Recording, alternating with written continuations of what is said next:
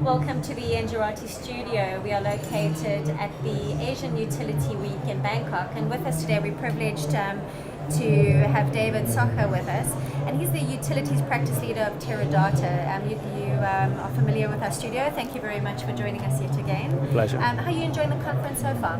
Fantastic. It's been exceptionally busy. We've never had a minute to stop and think, which is exactly what you want in an environment like this. Yeah. Let's start off by asking you for sort of a general overview of what the company can offer, and perhaps what your strategies are in the region or globally. Anything exciting happening in the pipeline? Yeah, absolutely. So Teradata is the world's leading big data and analytics company. We've been around for about 30 years. Gartner call us big data before there was big data. Right. Now, our strategy is to address many industries, and most of the world's leading telcos, financiers, banks are already Teradata customers. But in recent years, the amount of data available to utilities industry has meant Teradata has become relevant to utilities. So I'm at Teradata to make clear our strategy towards the utilities industry and what they can do with the amount of data that's becoming available to them.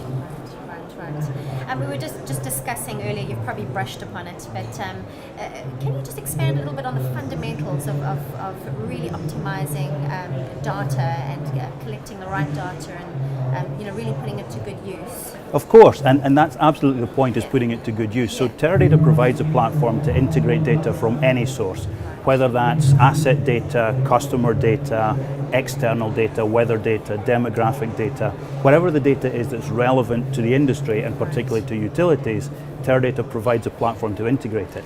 However, just integrating it is of no value whatsoever. The whole purpose of doing that is to analyze that data and provide new value, whether that's new value for your customers, new value for your business, new value for the regulator and your other stakeholders. As long as we can deliver value from integrating data, then Teradata has helped your business to do something. Right.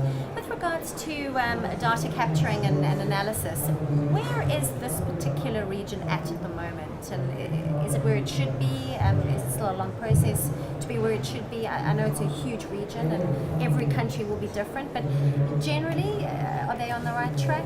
Absolutely, they're on the right track, and you're completely right that every country is different, and priorities are therefore different. Where I'm based in Singapore, the lights never go off. Singapore utilities are exceptionally high performing. In other areas in the region, electrification is not complete. There are some places where the most important thing is to take electricity to the villages. So clearly at that level, priorities are different.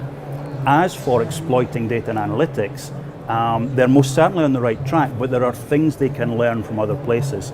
Things they can learn from, for example, smart meter rollouts in the US or from deregulation in Europe. Both of those things are happening and coming to Asia, and there are other places where they can go and see what's been done well, and what hasn't been done well, how they've used data and how they can apply that in the region here. So what opportunities are these particular regions or these particular countries missing out on? It's not a case of missing out, that's unfair. There are opportunities that they should be thinking of exploiting now, of course. And there are several categories. One is very clearly asset management. So it used to be the case in utilities that actually there was quite a lot of money around. There was an ability to build in redundancy into the network. It was never really a case of there being a burning platform that meant we should optimize what we do with our assets.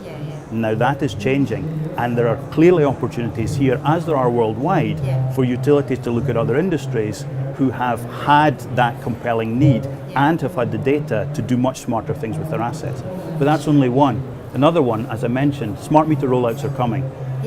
Huge amounts of data come into the enterprise from smart meters. You can use that data, or you can store that data. Use it, find value. And we have loads of examples from utilities around the world where that has been the case. The third area is customer expectations are only going one way. They are only increasing.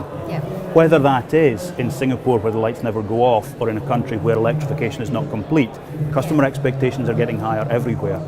And there are huge opportunities in data and analytics to be exploited from experiences in telcos, in retail and finance, Right.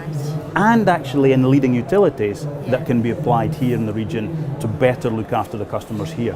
Right, right. What would you say the customer engagement level is like? Again, it'll obviously range, but I'm sure customer engagement can always be improved upon. But is it quite wide-ranging? No. Well, it's from zero to low. Really? And I can be critical of utilities. I've been in utilities all my working life. All my career has been in utilities. And I don't think there is a particular utility that would say anything against my point that up until very recently, utilities didn't even have customers. They had consumers, they had bill payers, they had those annoying people at the end of the line who sometimes would phone and complain. Now the world has changed. We can't engage with those people in that way. They're not consumers, they're not bill payers, they are customers. Yeah. And utilities are learning that something has changed. They're learning they have to do something different. And a few are actively taking up that challenge and doing different things. And one of the key ways they can do that is use the data they have about their customers from many sources to provide a better picture of the customer internally and a better presentation of themselves to the customer externally. As far as challenges go, we were now talking about improving on customer engagement. Are there any other challenges with regards to data analytics? Yeah, absolutely. Skills? Absolutely. Yeah? There are many. Yeah. Skills is perfect. It's a good place to start. Data and analytics is not core business for utilities. Right. It's absolutely not. Engineering, absolutely. Yeah. Nowadays, reporting to the regulator is almost a core skill. Right. Data and analytics, absolutely whole new not. skill level, It's isn't a it? whole new skill set for Yeah. utilities. And that means two things. Typically, they should engage with someone who has those skills and capabilities, but the other thing is they should also find tools that can help them not be data scientists, if you like. Right. If you are eBay, LinkedIn, Google, you work in California, you can find data scientists very easily and you can keep data scientists. If you're in Malaysia, Indonesia, Thailand, it's much harder to find those skill sets. And utilities should be thinking about what tools they could use to help automate some of those data scientist-like processes. Right, interesting. With regards to, we were talking earlier now about taking learnings, passing those learnings on, and we were touching on or having a discussion about EDF. Sure. Do you want to just expand on that project a bit and tell Yes, us how yes. that has relevance, that partnership has relevance to the Asian region? Absolutely. EDF is a very interesting example.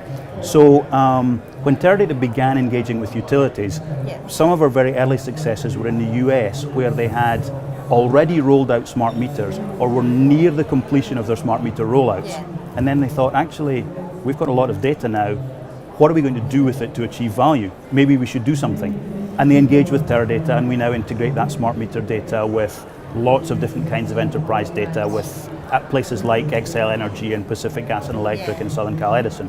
Now, EDF are right at the start of their smart meter rollout. They're going to roll out 35 million smart meters in France. They have learned from that experience we had in the US.